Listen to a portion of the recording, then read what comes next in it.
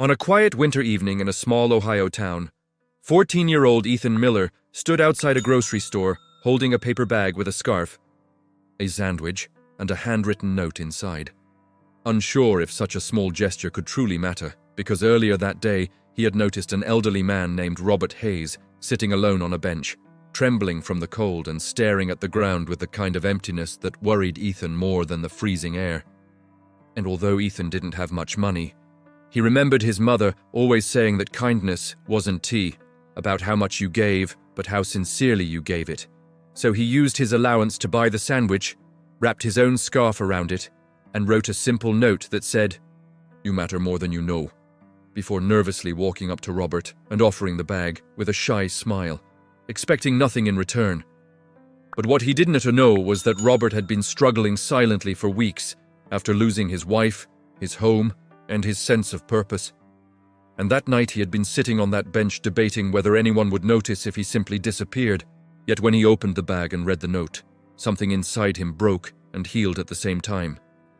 Because it was the first time in months someone had looked at him with genuine care instead of passing by. And with tears in his eyes, he thanked Ethan, who simply nodded and ran back home, thinking little of it beyond hoping the man would be warm and fed, while Robert spent the rest of the night holding the note, repeating its words until dawn. And the next morning, he walked into a local community center to ask for help, a decision he later admitted he would never have made without that small gift.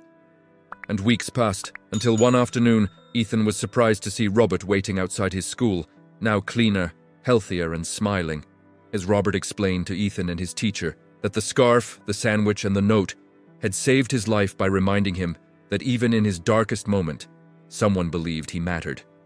And the story quietly spread through the town, inspiring neighbors to donate coats, volunteer time, and check in on one another.